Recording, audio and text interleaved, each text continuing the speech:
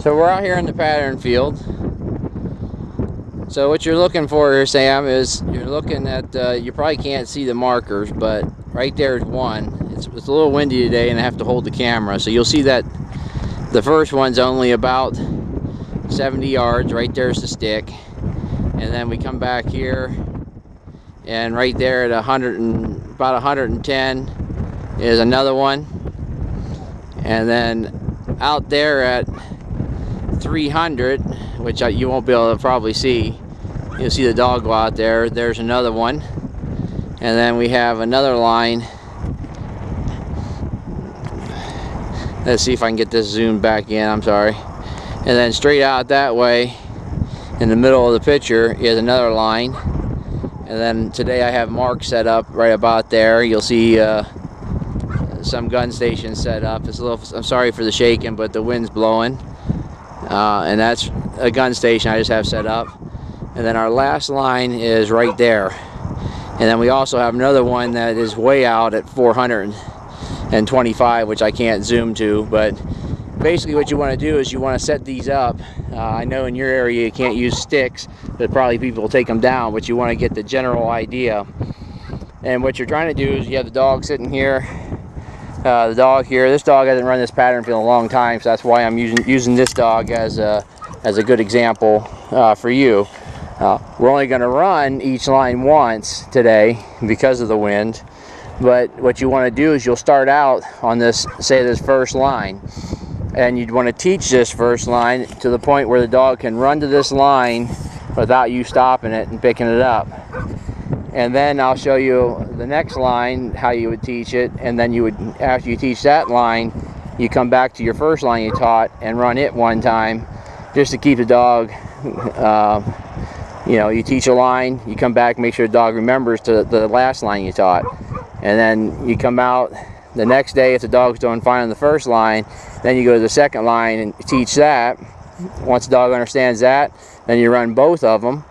And once the dog understands both lines, can run both lines without a handle, then you move on to your third line and you run that line, teach it, and then you, once the dog understands it, you have one bumper sitting at the second and the first line, and you may run that third line 5 or 6 times before the dog understands it. And once the dog's doing really well, then you would just rotate back, pick up the second one, rotate over, pick up the first one, and then the next day you would come out, run the third one first, then run the second one, run the first one, and if the dog's doing well, then you'd come out and set up a whole bunch of bumpers, you know, maybe 3 bumpers on each pile, and then you would start picking up maybe the first one, then the third one, then the second one, and then come back and do the third one again, do the first one, and then do the second one. You kind of want to mix it up so you're not sending her to the same line back to back. You want to kind of mix it up. So we're going to do a little bit of work with this dog. Heel, heel, sat, here, sat, heel, sat. So we have the dog sitting. We're going to get her lined up. Good. We always put that good in there to get a headlock. You can see her head's nice and straight, nice and solid. Now you see how she turned? No, heel. No. Good. Dead bird. Back.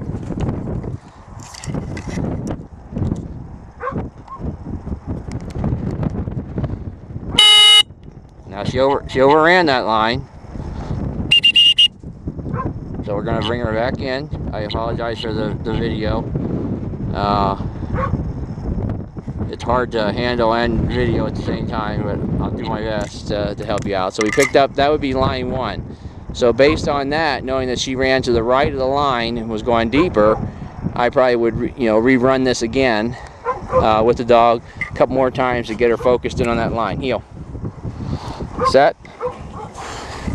Drop. So you would rerun that dog several times until she was actually lining that, carrying that line completely to the, from the line to the post, almost perfect.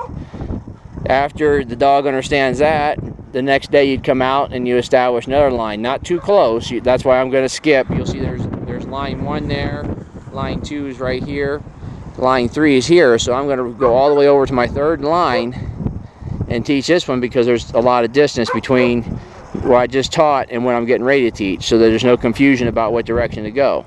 Here, set, heel, set, heel. Good. No. Good. That bird. Back. And again, we're looking for the dog to carry the line. You see her running. She's actually pretty good on line. A little bit of shift here and there. And this is where the confidence comes in. Okay, she drove all the way out. It's 200 yards to that line, and she drove straight to it. So if I had a dog do that the first time I'm teaching, I'd probably run it 2 or 3 more times just to make sure the dog is completely educated on that line, and then I would stop for the day. Okay, or I should say I wouldn't stop for the day. I would stop this line, and I'd have a bumper set up over here, and I'd rerun this line just to see if the dog remembers it. Again, remembering it, we taught this line on Monday, and then we came out on Tuesday and we taught this line, and then we came back and just ran this line one time. Heel, heel, set, drop. So on Monday you teach line 1, whatever direction. I'm teaching the left line. You teach it to the dogs doing it perfect, and then you throw some happy bumpers or throw some marks and call it good. On Tuesday you would come out, you'd run this middle line. There's good separation and some distance, and you run the dog. If you have to walk up to get the dog to carry the line. And then you would work this line till you got all the way back to your rotation point, because your line's going to be the same. You're going to be in the same spot. You're just going to be setting on different lines. So you would teach this on Tuesday, day 2. And once the dog got this, you'd have a bumper already set up over on line 1, so that once you taught this and the dog was doing it well that day, you would swing to your left and pick up this left one. And just do it one time. And then say everything is going well. Say the dog's is running this line good, running this line good. Now on Wednesday we would do the same thing. We would rotate over, here, set, and we would pick up the right one, again with good separation. Good, good, dead bird,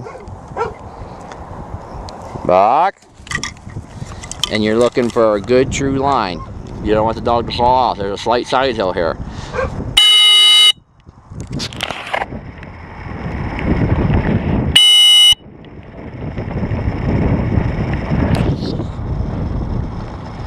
Got a good direction change there, and she's right on it. So I would, sorry if the finger was in the way, I had to cast with the hand I'm using for video, but then I would teach this line. I'd run this line several times until the dog was running it perfect, and I'd have a bumper set out at the line you taught.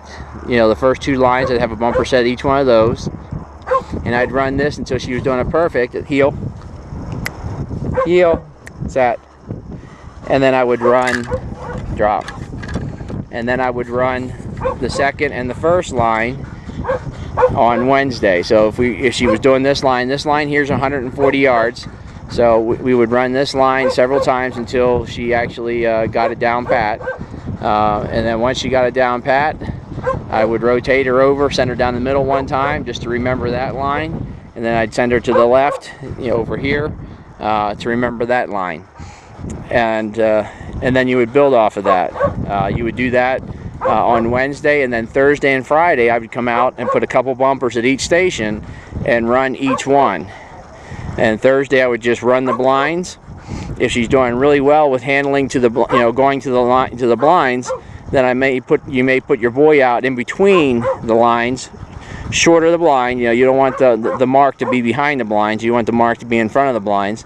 And I would throw a single in between there, have her pick it up, come back, and leave your boy standing out there, and then run the 3 lines again. And that's to keep the dog understanding that you don't return to the gun station, you're running the blind. That's the difference between